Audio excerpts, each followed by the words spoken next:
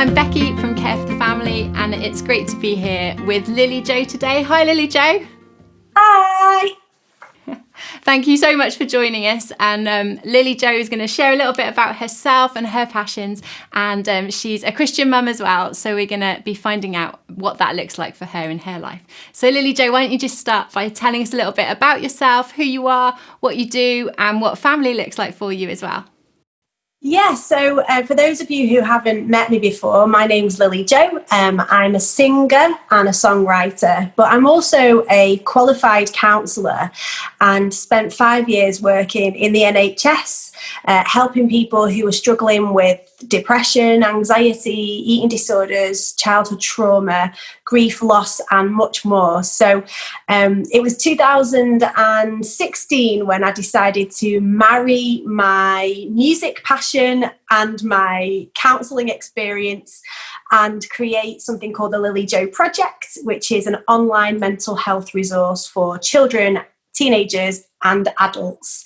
So that's a little bit about me. I'm married. I've been married for 14 years and I've got 2 children, one in high school now and one just about to head into the juniors.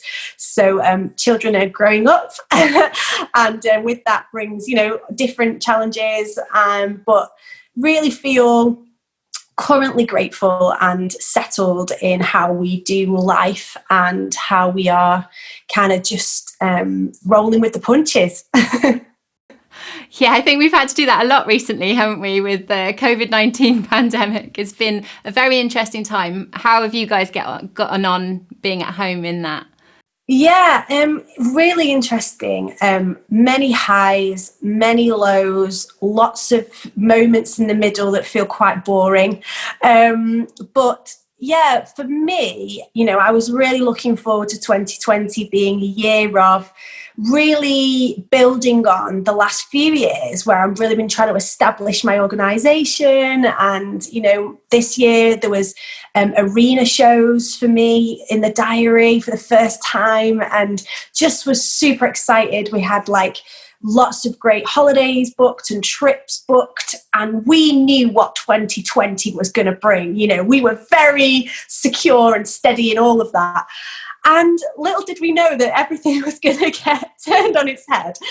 And so, so for me, being an artist, everything in the diary, like a lot of people, just got cancelled. My husband also runs his own business as well as being a musician. He runs a music teaching school in school. So all of his work got cancelled. And obviously there was those days, it felt like years between the government announcing the help that they were going to provide and what we were going to do. So there were some real moments of fear. I'm not going to lie. There were some real moments of, what are we going to do? Are we going to have to sell a house? Are we going to have to sell the car? Are we going to, it was real. It was like the fear was real. And for us as a family, it was very much about really just relying on God and being like, well, you saw this coming before we ever did. You know what you're going to teach us through this time. So on my good days, I've been really trying to see the positive, really trying to look for the learning, really don't want to waste any opportunity to learn and to grow. And so, yeah, it's still been a year of learning and growing, regardless of not really leaving my dining room, which I still find myself in all these months on. But yeah, growing to appreciate my house more than ever. Brilliant. And how have you talked about that with your children? You said you've got kind of younger children. How have you talked about that as a family? Because obviously they would have been able to tell that you were maybe a bit fearful. How did you process it with them? Yeah, so it's really difficult because, it's catch-22, and I'm sure lots of mothers and fathers out there will agree with me, and I'm sure you will too, Becky, that I don't want to wrap my kids up in cotton wool whereby, I completely almost disillusion them that the world's a great place. I really believe the world is a great place. It's a beautiful place, but there's also some real pain. And I felt that in my own personal life, which, we might get to talk about later. But there was just this real moment of, this is serious, guys, and you can't go to school, and we're going to be okay, and we're going to believe for the best. So it was very much a measured discussion of truth, and also kind of trying to not freak them out to the point where, they don't want to hug me, or, they're not constantly washing their hands every 2 minutes. So I'm sure everyone agrees that it's just been a real difficult season of trying not to overly protect, but also not to make them fearful and scared. So yeah, there's been a lot of brave faces put on, but I think they're relatively unscathed right now. We'll just see how it all kind of pans out. But yeah, I was looking at an article just the other day that said, although we've all been really fearing and gearing up for children's mental well-being being really kind of damaged by this time, a survey was done that showed that actually young people have done better in this time than they did from October 2019 to now. Sort of the studies were showing that their mental health had improved, and that doesn't surprise me. I think my daughter has done better actually, and slept better with us all being at home together. So, I guess we don't really know the extent, do we, until we get to the other side. But I'm hoping that, the honesty that we've provided has been helpful to them. Yeah, absolutely. It's a really interesting one, isn't it? I think quite a lot of parents, I know I've been thinking about my children's well-being and how it's been affected. And obviously this is something that your project looks at. So what sort of things do you do that can really help promote a positive mental well-being in children that parents could use maybe to help them? Yeah, so the Lily Jo project was started 4 years ago, as I said before, and it was initially for adults. But as we've been out and about and meeting people, we've had people say, would you come to my school? So we've been like, yes. So we went into high schools initially with our Let's Talk About Mental Health workshops, which were really successful. So seeing 1,000 kids in one go, really, over a school day. So seeing all of year 7, all of year 8, 9, 10, 11. And then referring them to the lilyjoproject.com, which on the website, you've got top tips, information, podcasts, blogs, all around the subject of mental health. So they know, okay, if I'm one of the 1 in 8 struggling, I know I can go to the Lily Jo Project and I can find the help that I'm looking for. But it was 2020, just early this year, that we decided to launch to primary school. And we went into a couple of primary schools before the closures. And we've created a kids and parents section of our mental health resource. So it feels so timely in that there is help available and on there for parents and for children. And so throughout this time, we've been creating some online videos. So we've created LJPTV, and on there you can see videos, and then top tips, information and advice is all there as well. So it's been good. We've partnered with a few holiday courses, like kind of sports clubs and things like that. So the kids can watch in the lunch times, watch me delivering this message. And we talk about being a hero of their mental health. How can they be a hero of their mental health? And so H stands for helping others. So there's evidence that shows that if you help other people, it in turn makes you feel better. It boosts your self-esteem. It boosts your serotonin. So H is helping others. E is exercise. So making sure that, kids are getting out every day to do some kind of exercise, which is easier to do at school, isn't it? Because of playtimes and things. If you're living in a high-rise flat, it's not going to necessarily have been the easiest option when we were locked down.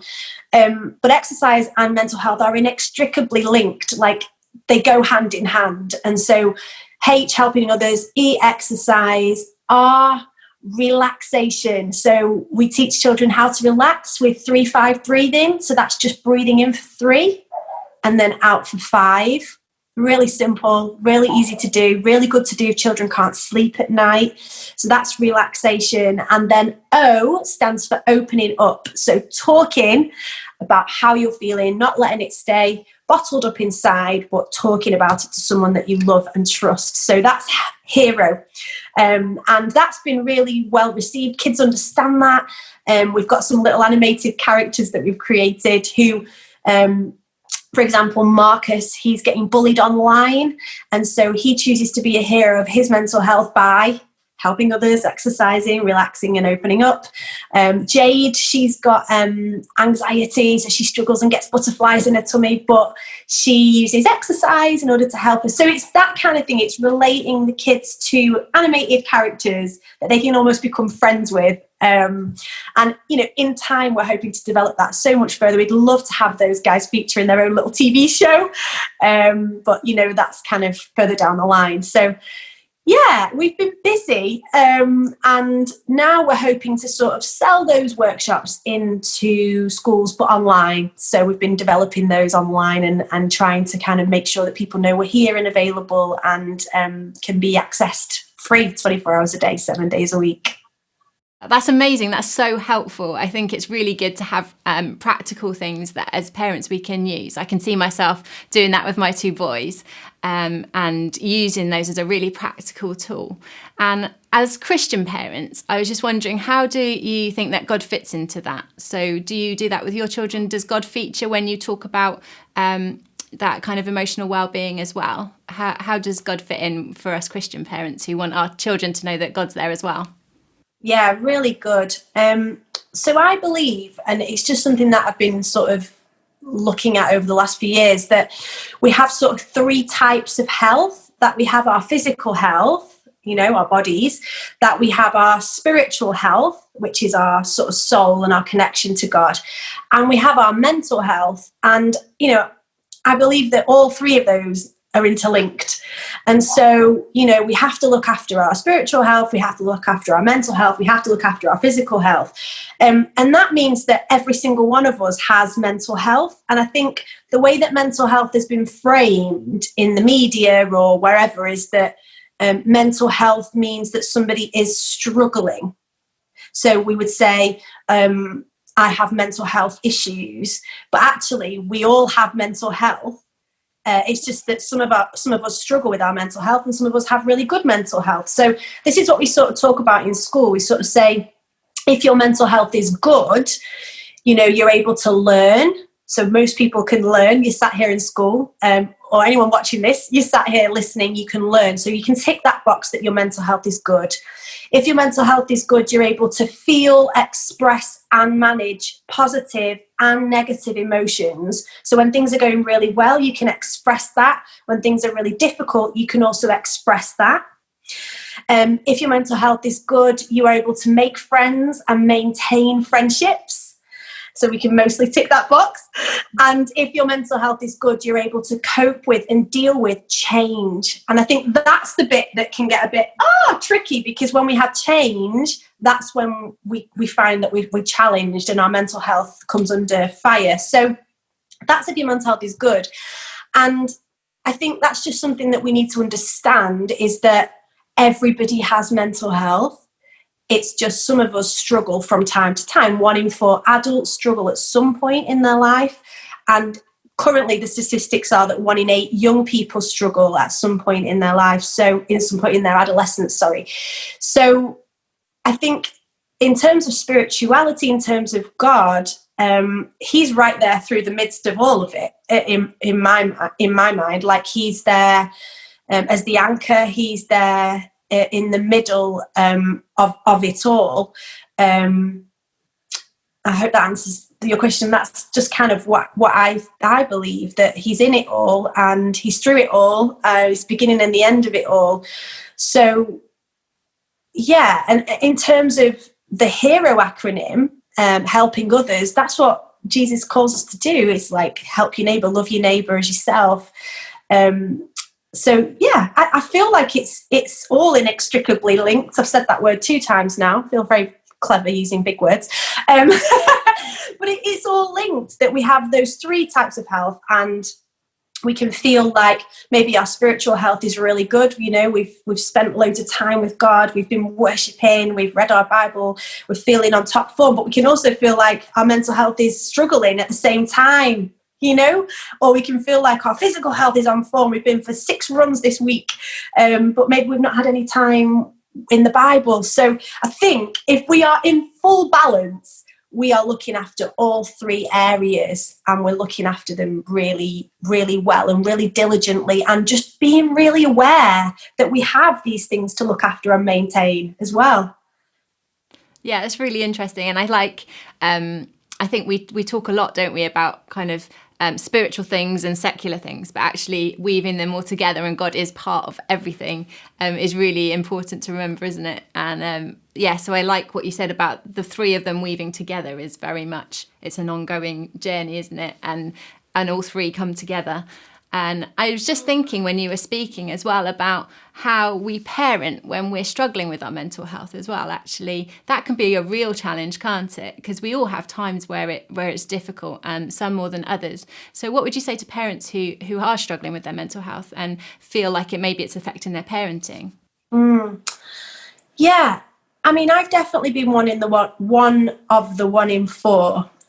So I've had times, and I've been a parent for, it feels like forever.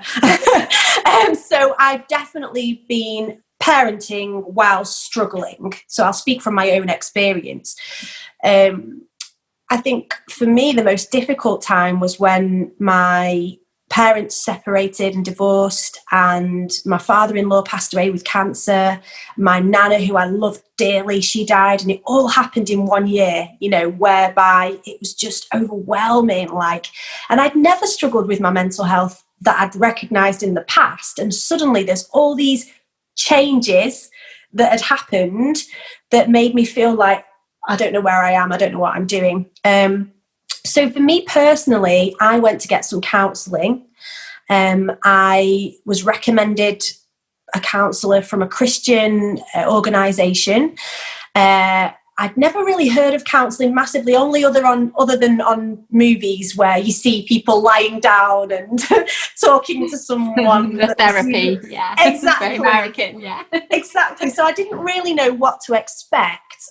However, that year of pain and that year of trauma really was the year that kind of has been the foundation of everything that I do now. So I went for counselling. I got the help that I needed. I had 6 sessions. I didn't need medication, didn't need, antidepressants or anything like that. However, if I'd have needed them, I would have taken them. And I found my healing, and that was coupled with church. I went down the front for some prayer often.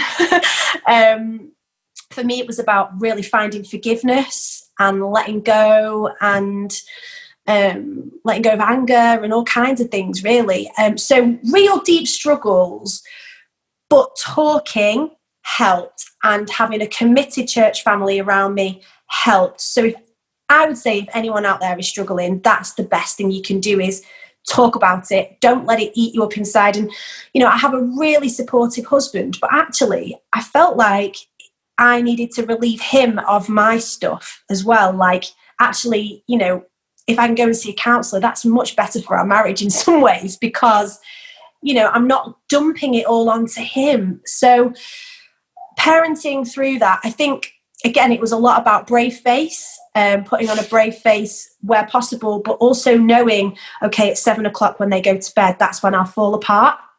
And that's okay. Like, carving out time to fall apart is okay. Or carving out time to just literally worship and get before God is okay. But I think, I don't know, I'm going to ask you a question, because you're a parent, and I don't know if it's just me, but I think as I've parented over the years, I've got better at compartmentalizing. So I've got better at going, that's for tomorrow at 2 o'clock, not for now. That's for later. I don't know, is that just me?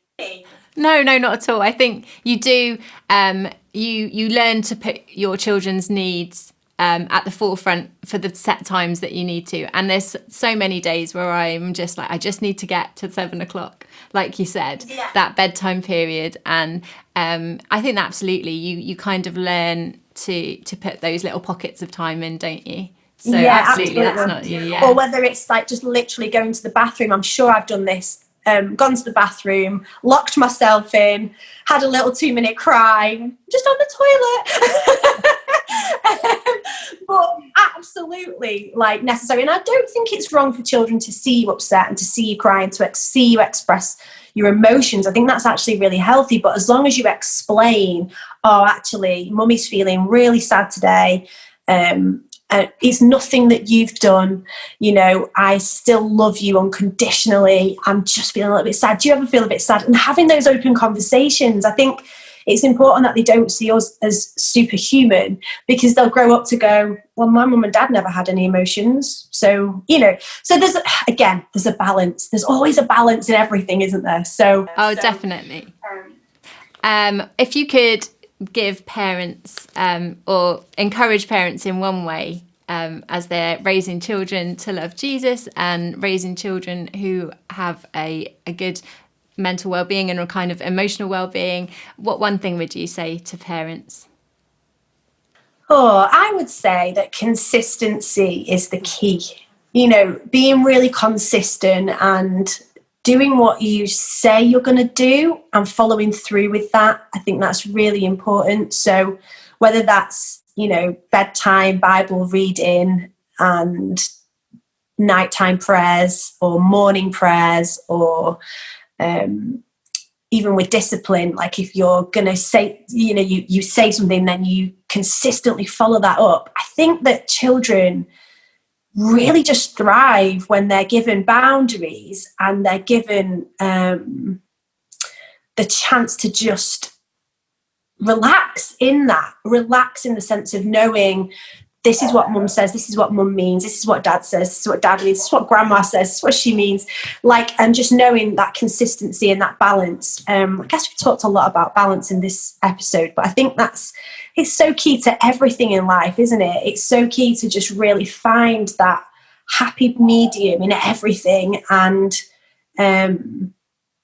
consistency is just so important. I've definitely found that with my children. Like if I say I'm going to do something, I need to do it, and that repetition and routine is it's important. So that would be what I would say as a Christian parent to other Christian parents, is just really follow through on what you say and really be just really proactive in that. You know, sometimes I'm not perfect in that. I just want to add, for anyone who's watching who thinks, wow, this woman she's really got it all together. I haven't. Like, just make that clear. I don't think any of us have. Yeah. But I think that one piece of advice, if I could give anything, it would just be that, really, keeping things consistent. Oh, that's brilliant. Oh, thank you so much. It's been so good to talk to you. And please do check out the Lily Joe project if you want to find out more about what Lily Joe is up to. So thanks so much, Lily Joe. We really appreciate you taking the time to talk to us.